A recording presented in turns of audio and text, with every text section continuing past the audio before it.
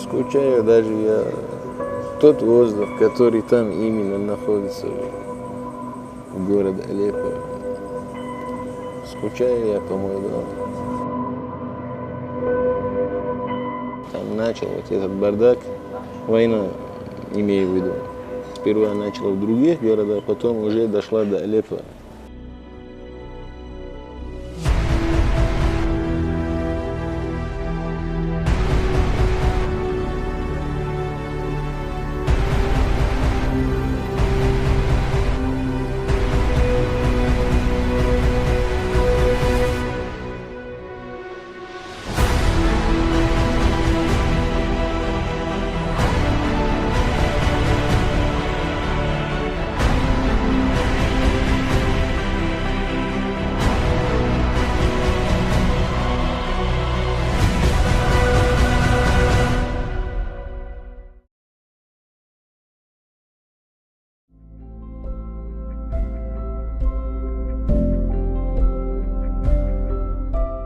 Два с половиной года назад мы приехали сюда.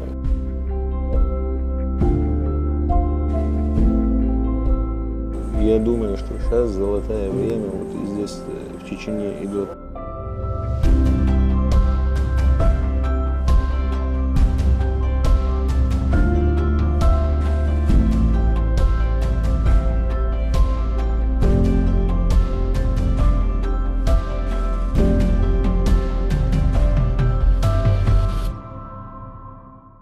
Так это как 5 лет у нас уже война идет.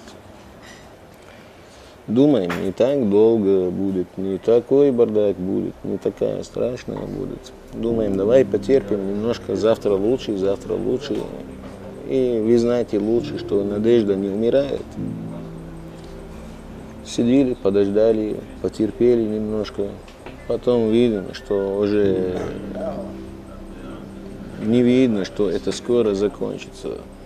Потом жена советует, давай поехали к моей, моя жена Нохча. Я говорю, давай, раз у нас дети есть, они должны ходить в школу, должны учиться. Но самый лучший вариант был в тот момент, что сюда приехать. И так мы решили, приехали сюда. Вот, альхамдулиллахи, раббил аламин, живи, здоровье. Все отлично. Именно где мы живем, вот там начали конкретно, бомбят. Один день спокойно мы сидим, раз падает ракета, вот возле наш дом именно. Эта волна от ракеты не оставила у нас дома ничего, стекло начало летать хуже, чем пули. И в тот день дети вот возле окна сидели, но, альхамдулилля, ни один из них, не поцарапался даже. Потом я и мой отец, старый человек, и сидим так. У нас дом, альхамдулиллахи, раббил аламин, очень шикарный, но утром очень интересно бывает, когда вот ты сидишь на крыше, у нас крыша не бывает, как здесь, вот такие фигурные примерно, как треугольники или как зонтики. У нас везде мрамор бывает. На крыше мы сидим, смотрим на эту красоту. Наш город очень красивый, реально сказать. И я вижу издалека, кошка бегает, что-то она носит во рту. А у меня зрение плохое, у меня минус 3,5, я издалека не вижу хорошо. Я отец говорю, отец, смотри, что эта кошка носит, такой большой штукой у нее в рот, как она может его тащить? Он смотрит, у меня говорит, это рука человека. А в тот момент Мухаммад, мой сын, он маленький, он это увидел, я ему глаза закрою, что он это хорошо не видел, потом не спустился внизу. И после этого вот и был этот взрыв, который я тебе рассказывал. А потом я смотрю на дети, уже они постоянно ходят напряженные, испуганные, страх у них, особенно Мухаммад начал заикать, нормально не разговаривает, начал постоянно моргать. И уже все, потом да, уже все, начали примерно вот сушить хлеб потом мы не могли достать, начали кушать, короче, пропавшая еда, вот уже не был вариант, короче, или умери от голода, или кушай, что попало. Но был у нас такой страшный момент, что в один день даже листья дерева не съели. Ну, альхамдулиллахи раббил аламин, мы не жалуемся, конечно, мы считаем, что это все испытание, но просто вот, когда ты вспоминаешь раньше, как ты жила, да, а потом ты вот смотришь, вот что сейчас происходит, тебе не верится даже. Иногда ты сама себя обманываешь. Я не верю, это нереально, это не Сирия. Потому что вот как сириец, я именно говорю сириец, я почему не говорю вот как арабы, людей разные бывают. Но не может быть, что если два братья, что они были одинаковые. Люди разные всегда бывают. Вот как сириец именно, ну такая добрая нация, я нигде не видел. Люди очень, очень добрые. Вот бывает у нас вот два соседа живут, да. Даже это не знает, что его соседи христиане или это мусульмане. Им не интересно, потому что все ходят одинаковые. Все здороваются с друг другом одинаковые. Христиан, он может к тебе подойти и тебе скажет ассаламу алейкум. Вот даже вот месяц Рамадан у нас бывает. Ты пост держишь, мах. Бывает примерно, ты попадешь в район, там одни христиане живут. Они знают, что ты мусульманка, никто перед тобой пить не будет, никто перед тобой кушать не будет. Вот такие люди были. Плюс еще, вот каждый вечер вот соседи все собираются, вот женщины отдельно, мужчины отдельно, вот как мы называем это лаяли самар. Вот эти ночи люди сидят просто так общаются, это, что у него есть дома, вытащит вот на улице, вот я имею в виду вот сладкое, конфеты, чай, фрукты. Иногда люди кушают на улице. Вот жили, вот примерно в этой улице 100 соседей живут, как один человек, как одна семья. Потом начал вот этот фитна, это реально фитна, я не могу личное слово сказать. Но очень жалко, даже вспоминать не хочется. Но каждый человек, он любит свою родину, понимаешь? Вот ты тоже самое так должна смотреть на свою родину и считает ее самой лучшей землей в мире. Рассказать тебе те вещи интересные, которые тебе заставляют любить Сирию. Вот пример. Хоть это касается бизнеса, но все равно интересно. У нас старый город Алеппо,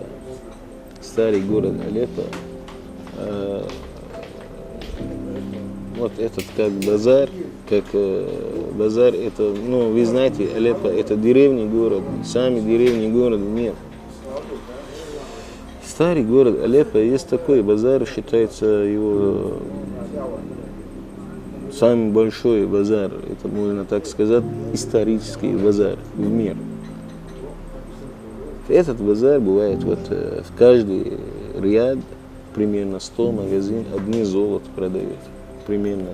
Тут этот ряд 100 магазин, одни материалы продают. Этот ряд 100 магазин, одни приправы продают с перцем. Вот каждый вот хозяин, он открывает свой магазин, берет свой стул, вставляет перед магазином, вот сидит перед своим магазином и ждет, пока клиент к нему подходит. Подходит к нему клиент, все, он заносит свой стул внутри, продает ему. А все, он больше не выходит на улицу, все, занес свой стул. Закрыл дверь, но окошко открыто останется. Подходит другой клиент, он ему примерно скажет: дай мне вот черный перец. Вот черный перец он поставил вот видно реально, на глаз прямо. Он говорит ему, можно 1 минут? И он так вытащит голову, смотрит на улицу, там есть еще 1 человек сидит. А если есть, значит тот человек еще до сих пор ничего не продал. Он говорит, ты видишь, тот человек там сидит? Клиент отвечает, да, я вижу. Он говорит, у него бывает хороший черный перец. Хотя у него есть черный перец. У него бывает хороший черный перец. Иди у него покупай. Добросовестие. Понимаешь? Это достаточно, по-моему, что люди все любят друг друга, как пророк, саллаллаху алейхи вассалям, попросил, «Ла юмину ахадукум, хатта юхибба ли ахихи ма юхиббу ли нафсихи». Ни у кого-то иман не будет, пока он не любит для своего брата, что он сам для себя любит. Плюс еще там, как тебе сказать, много ребят, вот примерно отсюда, я когда приехал сюда, я вообще удивился, я думал, вообще я с арабский мир не уехал, маша Аллах, тут много ребят разговаривают литературный язык арабский. Даже иногда я встречаю тут люди лучше, чем араб. Я именно говорю насчет литературный язык. Я не говорю вот луга аль-аммия, например.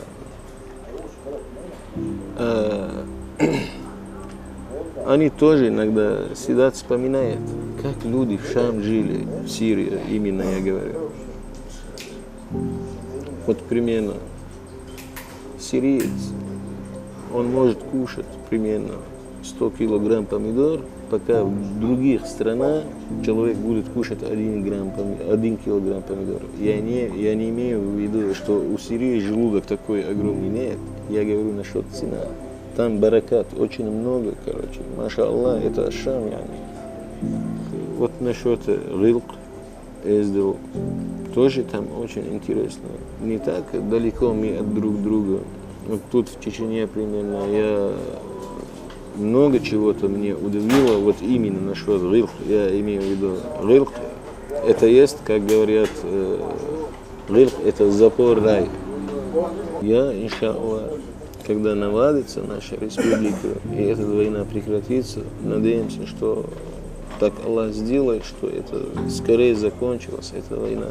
Потому что надежда только на Аллах и все. Иншаллах, когда я домой вернусь, я буду рассказать долго-долго о Чечне. До такой степени, что там сделали урок, именно урок школы, что дети учились, как ты должен быть с рилкой. Я тут сильно удивился, вот как люди относятся друг к другу, как старики тут уважают. Вот даже молодой же тут. Я не видел, что молодой вот человек сказал другим своим братьям, какие вещи страшные или плохие. Но альхамдулиллахи раббил аламин, это воспитание в конце концов. Но минус и плюс везде бывает. Но альхамдулиллахи раббил аламин. Самое главное, вот, я думаю, что сейчас золотое время вот здесь в Чечне идет, потому что, альхамдулиллахи раббил аламин, у нас мы победили здесь в Чечне, что у нас в данный момент плюс больше, чем минус, альхамдулиллахи раббил аламин. И сама видишь, за такой маленький срок, маша Аллах, считается самой красивой республикой на весь Кавказе. Это не впустое. Значит, тут есть хорошие, настоящие люди, работают, поднимают своим республику, переживают за своим республику. А как тут я нахожусь в Чечне, мужики не плачут, мужики не обижаются, мужики злятся. Не, я уже привык обычай чеченский.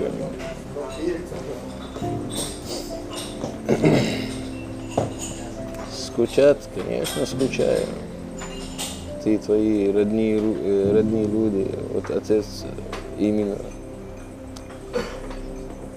мечта, хотя его просто увидеть на 5 минут, или просто схватить его руку, или поцеловать его голову, короче, обнять его на 5 минут.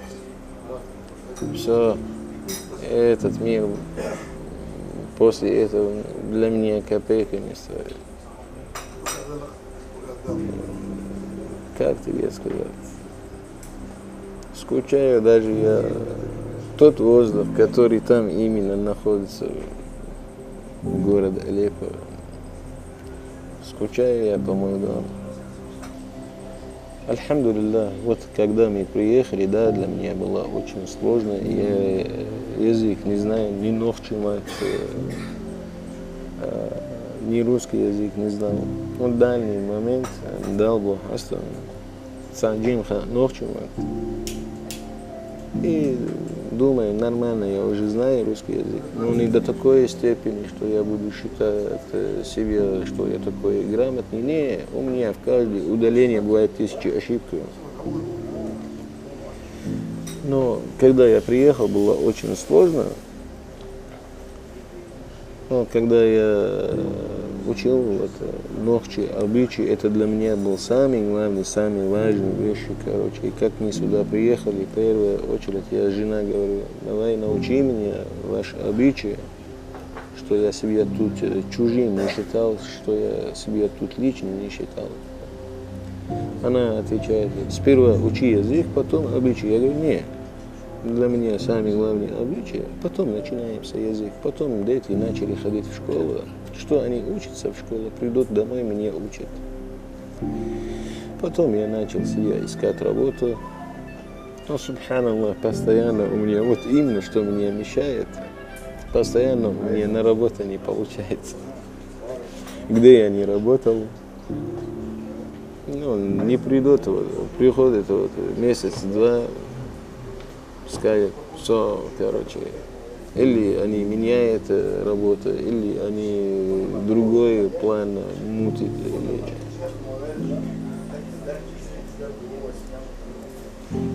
А так, альхамдулиллах, в Чечне самое главное, что я себя не чувствую на чужбине. Это самое главное. Клянусь, даже, да, может быть, дома для меня уже новые, разные, вот как мы там, или, как тебе сказать,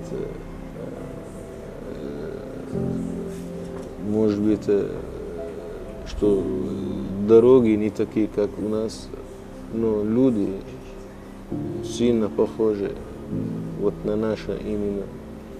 Такое тоже общительные, добросовестные. Ну, по-любому, я хожу везде, ассаламу алейкум, всем отвечают, ва алейкум ассалам. Это хорошо, альхамдулиллах. Я везде у меня тут братья есть, альхамдулиллах, раббил аламин. Особенно, когда я уже научился немножко язык, уже я могу общаться с людьми. Уже, альхамдулиллах, очень хорошо. Мой дедушка, он работал, короче, людей отвозил в хадж. А мой дедушка недавно умер, 107 лет ему. Ну, умер уже как год назад, это самое большее. У него кличка была Мухаммад Шишани, значит, чеченец Мухаммад. А почему люди так его назвали? Я тебе сказал, он был 35 раз в хадж, потому что его работа была отвозить людей в хадж. А в старые времена люди, не все, у всех возможностей было, что летит самолеты вот, в хадж. Все приехали вот через Сирию, а когда приедешь через Сирию, вот едешь отсюда, примерно Грозный, потом Грузия, потом Турция, потом в первую очередь город Алеппо. А у моего дедушки были много знакомых чеченец. Он постоянно сидел, рассказывал. Чеченец такие, чеченец такие, чеченец такие. Он всегда говорил, чеченец, если тебе слово даст, хоть он умрет, но он отвечает за своими словами. Постоянно он гордился, чеченец. Он гордился, что чеченец такие, а до такой степени, что люди в конце концов ему сказали, может ты не араб, может ты чеченец.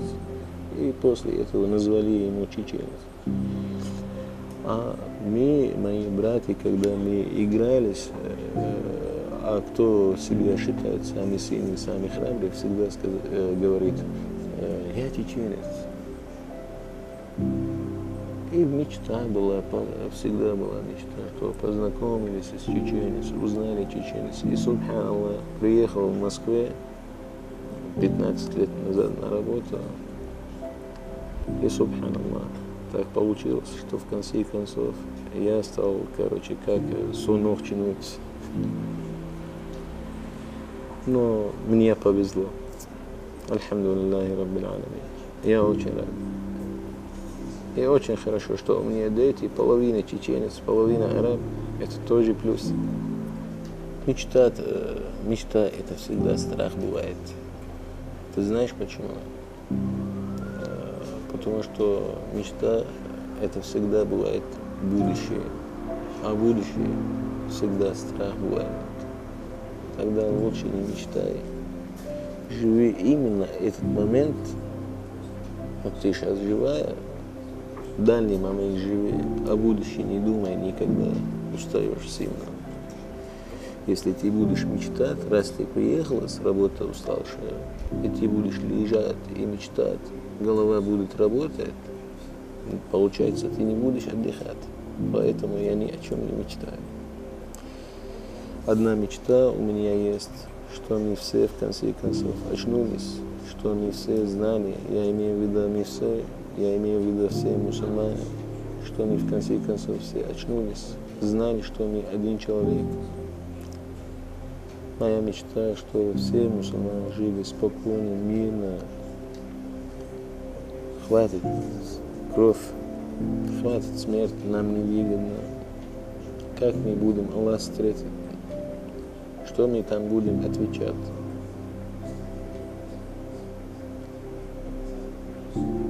Мы каждый день делаем себе зло. Я именно имею в виду вот те люди, которые сейчас подняли оружие, убивают друг друга. Ты, который себя считаешь мусульманином и поднял оружие, когда ты убиваешь человека, ты не думаешь, что у этого человека мать есть, который этот пуля тронула его мать, пока она не тронула этот человек. Ты убил его мать после того, как ты его убил. Повторив, ты сделал сирота на этой земле. Что ты, Аллах, скажешь?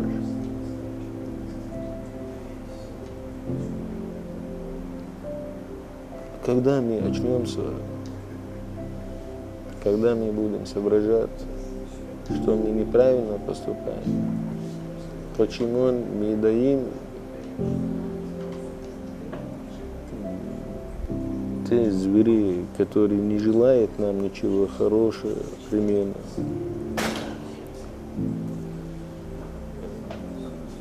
Даем им такой вариант, что они намутили этот фитну, это козни доя,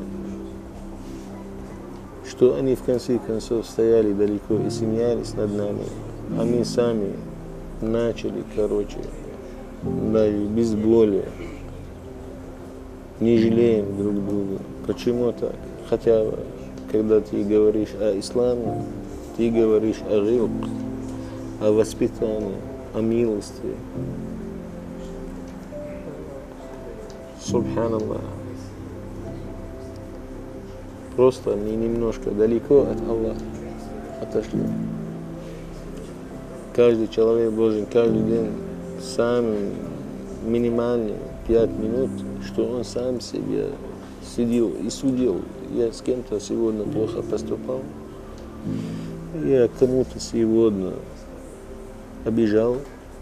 Если я каждый день буду сидеть, сам себе судить, валлахи, очень редко мы будем ошибаться. Я не говорю, что вообще мы не будем ошибаться. Нет, это нереально. По-любому человек ошибается. Но вот самым лучшим среди тех, которые ошибаются, которые признают свою ошибку. И потом просят прощения. Если не у людей, хотя бы у Аллаха.